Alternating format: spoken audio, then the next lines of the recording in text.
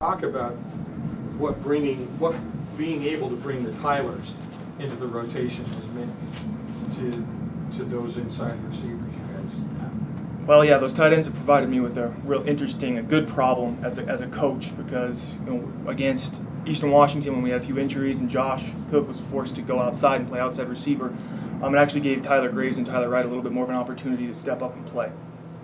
And I think they've taken that opportunity and they've really seized it, and they've made the most out of every snap that they've gotten.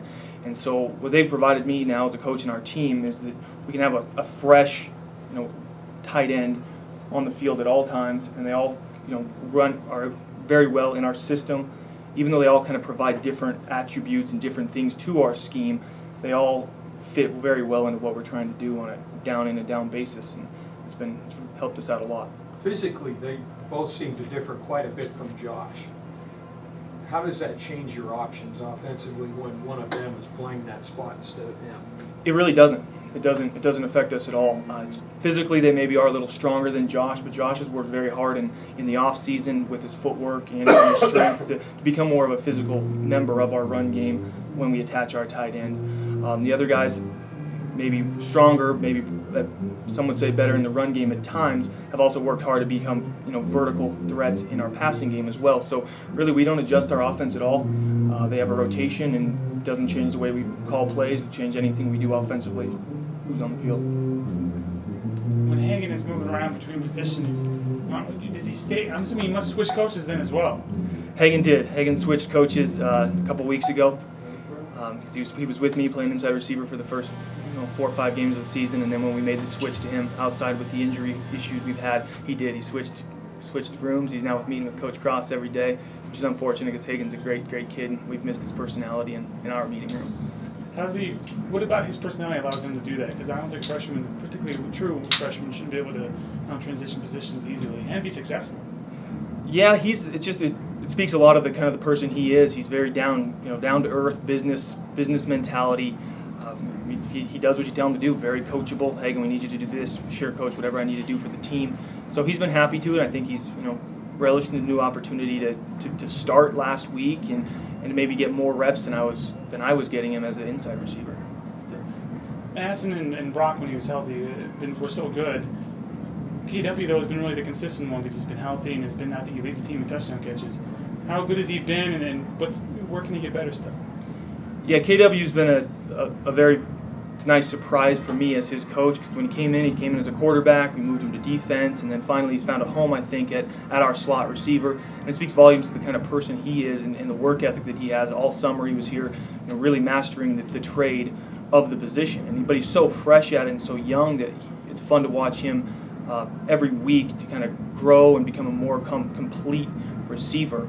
And I think, hopefully, the sky's the limit for him, and he will only see improvements as this season continues and as his career continues here.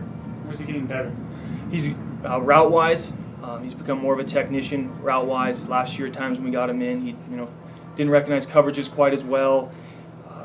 Really wasn't a fully polished receiver, and I think he knows. He'll be the first to tell you that he's got some work to do still with some of the technique and route running, but his efforts outstanding, play in and play out.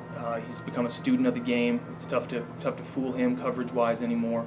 So he's a very, very smart player, and I think that shows with how he plays and with his ability to get open. It's because he sees things so well, and he can feel openings in coverage. He has to be a matchup nightmare because as far as inside slot receivers go, he's a pretty big boy. How have you seen defenses try to cover him? Because I assume you'd want a corner, a safety, or a defensive back on him, but he's almost too big for them to cover.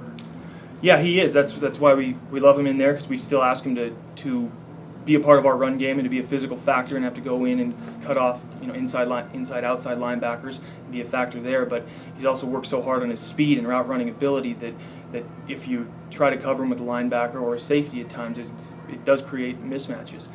And so that's part of one of the perks of our offense is it does create mismatches, and with our ability to run the ball this year, if you do put in lighter coverages or lighter personnels defensively, that opens up some stuff run game wise too for us.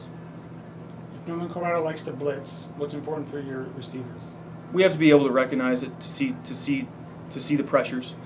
to adjust routes accordingly based on how they're rotating their coverage and which guys they're bringing. You know, I require my inside receivers a lot to recognize pressures and call it out and help out the offensive front and the quarterback and the tailbacks in their protection rules. So we just got to work hard this week in our preparation, be in the film room, try to recognize anything before it happens. But Northern Colorado does a good job of holding their pressures off, not tipping their hat a lot. And so it'll be a challenge for us to see things on the go, on the fly, and to adjust accordingly and hopefully hold up.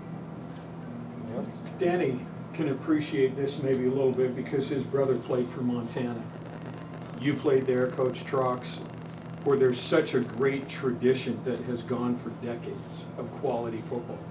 What's it like to come from that setting and coach at a place like ISU where everybody's looked down on it as kind of the dregs of Big Sky football, and be able to see the growth and the progress that you guys have brought?